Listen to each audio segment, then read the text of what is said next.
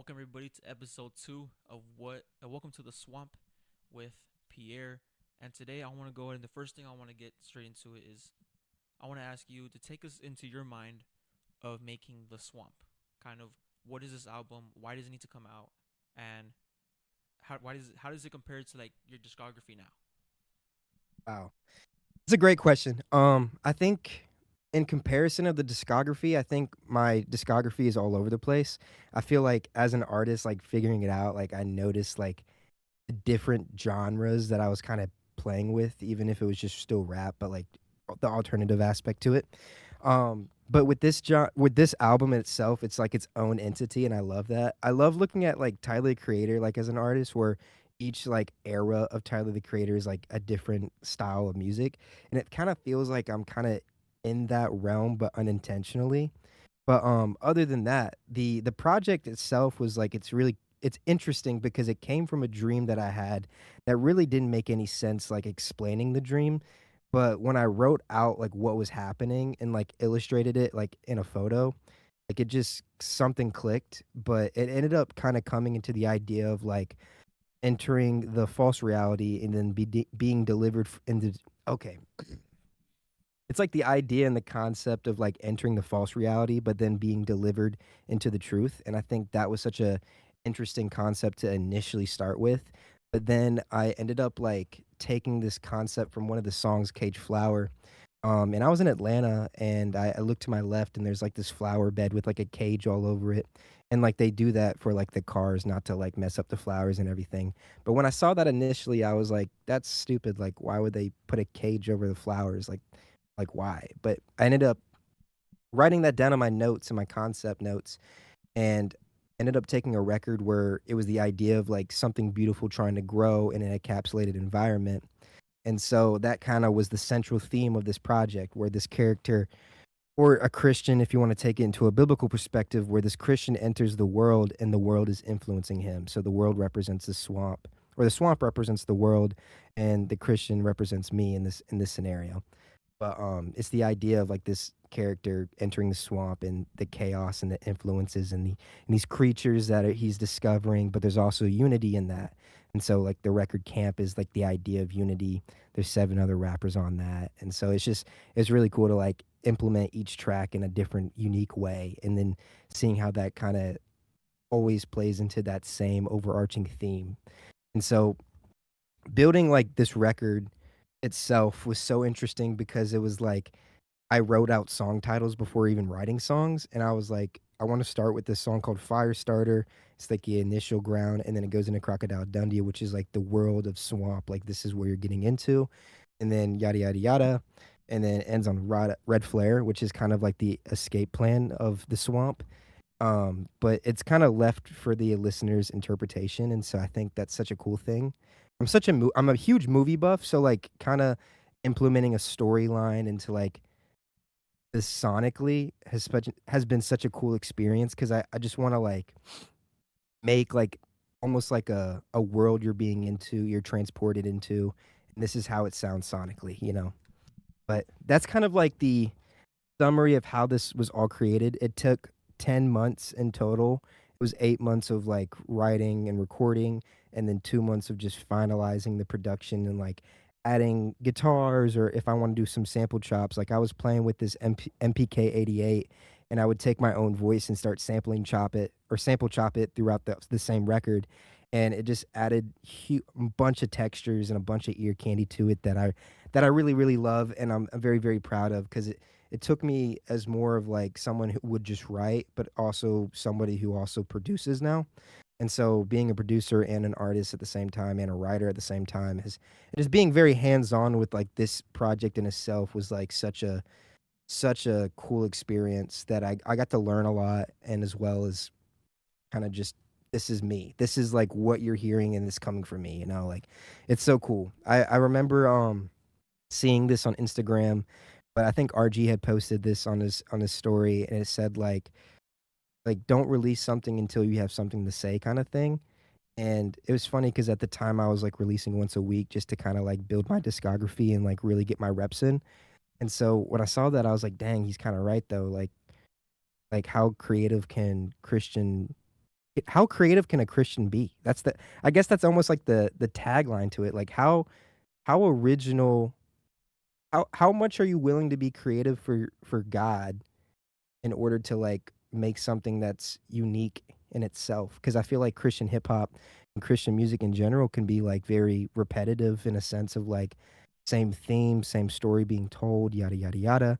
And even like the same bars, like you hear about the P-31 or the Demon Killer, like all that stuff, and you're just sitting there like, okay, okay, okay, buddy.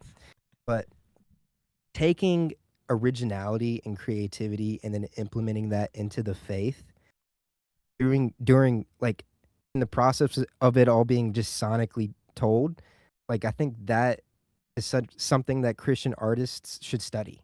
You know, because it's like how creative are you being with your music? How intentional are you being with your music? I think those are the questions that should be asked as an artist that are you really going to be serious about your own craft? Are you going to be serious about what you're putting out? Like I think that's a big question to ask as an artist, and I think this project represents that in such a cool way where I feel like artists should study this and it should be told, and I'd love to answer questions that artists have about this project because I feel like there's just so much more being told that you can't hear it all on your first listen that you kind of have to like replay it and then just keep listening and keep like understanding what this means because there's it's almost like being it's like a code being deciphered, but it's just like such a cool way to just paint this story in itself. And I'm very proud of it. I think it's a good body of work that I can't take for granted, and I know God has his hands all over it. But yeah, that's Swamp, man. That's the I beginning of Swamp. It's kind of like how you said with the movies. It's like every single time you watch it, it's something you notice some little detail that Yep. wasn't there before. Like And the Easter eggs and stuff that they put in the movies, and they have the YouTube breakdowns and stuff. Like you need to do that, but for this album, like that's what I'm saying. and I want to go now into like the beginning of the album. Mhm. Kind of like how you said you had the track list already planned out first on all that. So going into recording and writing, did you Yeah. already have a clear vision from the beginning of everything, or did the album kind of evolve with you as you kind of like went to each track and each different visual and stuff like that? Mhm. This was a cool thing because I love the band 21 Pilots. I think they're amazing, and they do a really really good job of world building and like lore building and like taking listeners deeper within their songs. And they did like a whole decade of just like world building through their albums and stuff. Like it's Blurry Face into their last album Breach. And it's cool because I was asking the same question, like did they plan this out from the start, or were they just going with it? Because like for me, some of it's planned and then some of it's not. So like the album itself, I was like, okay, this could be a cool concept that I want to like build a world around. How can I show that visually? And those were the big questions I had to ask first. And like, what would I be wearing and everything? And now you see me in like a flannel, a wife beater, and a beanie, and black pants. Like this is the fit. Like this is my swamp fit. And so building that visually for like content, reels, music videos, etc., being on stage and everything, it takes people into a place that is one recognizable if you see it so much. And then as well as like it makes sense to the theme. Like I wanna create something that people could see visually as well as hear. And so doing that was like such a thing I wanted to plan before anything. So I had that planned. But some of the records off the album weren't planned. It was just more of like how I want to start and how I want to finish. But all the in between was just kind of like gray.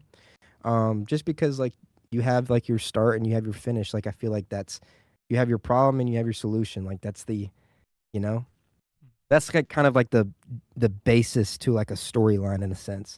But like all the character development in between. Like how do you want to like develop this character in the swamp? Like, how do you want to see how this person's being influenced? How do you want to see the repercussions, the consequences, the mistakes that this character makes? And so, being able to write that in records where I hadn't had everything planned, but it just it ended up like really cohesively gelling really well.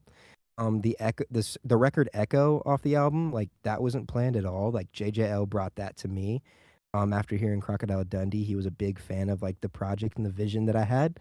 And so when he brought that to me, I was like, oh, this could be like almost like the idea of like the character's traumatic, like how does he feel mentally? Like how is he how is he seeing this mentally? Like, is he reflecting on his own life right now? Like, and so being able to take that and like really implementing that into the character itself, as well as the environment, like it's such a cool story being told. But no, it definitely wasn't all planned. It's hard to plan every little detail out as an artist because you want to be as creative as possible. And when you give yourself like borders and restrictions, then it's hard for you to kind of like feel where you want to go, you know? Mhm. Yeah, Yeah. definitely. And for our last question here on episode 2, I want to ask this question I had from the beginning. From the beginning, I wanted to know this one. So going through the track list, going Mhm. through making everything, if you had to show somebody one song off the album that to make them a fan of your music and really captivate what Swamp in a whole means, what song would that be? It's such a hard question to ask because it changes so much for me. Like, it's almost like, "What's your favorite record off the album?" And I'm like, "Well, I don't know." Like, but, I think it also depends who I would be showing it to. Like, I feel like if it's somebody who wants, like, a huge hip hop head, like, I'm either playing Fight or Flight or Crocodile Dundee. Like, you're turning up with me. Like, you're gonna hear me bar up. You know, because that's, like, the rawest I can get, and, like, even on the album, like, I added a guitar solo to Fight or Flight, like, there's an extended version off the album, and I'm excited to share that That's as well as awesome. perform that, so that's gonna be fun.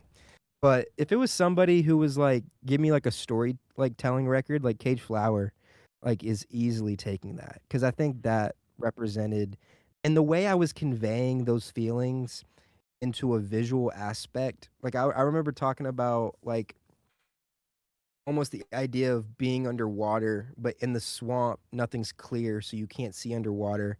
So it's like with my head underwater, my vision fades, and it's just the idea of like illustrating those things in the actions as well as like the story being told. And in the second half, it was like talking about a relationship, and the girl that I was talking to also was like represented by a sunflower. So like being able to like take that, it just fit perfectly. And so like being able to be so authentic and so real and like also recording it at, like, the best time that I could record that, like, going through those feelings and stuff, like, it was such a like, you could hear how raw and, like, the story kinda takes you, and I think that record is so beautiful in itself, just seeing the concept and that story being told and, like, hearing it sonically and also the music video in itself, like, the idea was to, like, have the cage, but at the end, the flowers being planted because it's the idea of, like, this character finally getting out of this cage, finally, like, realizing his mistakes and, like, trying to figure out how to grow from it, like, "Where do I go from here?" kinda thing, you know?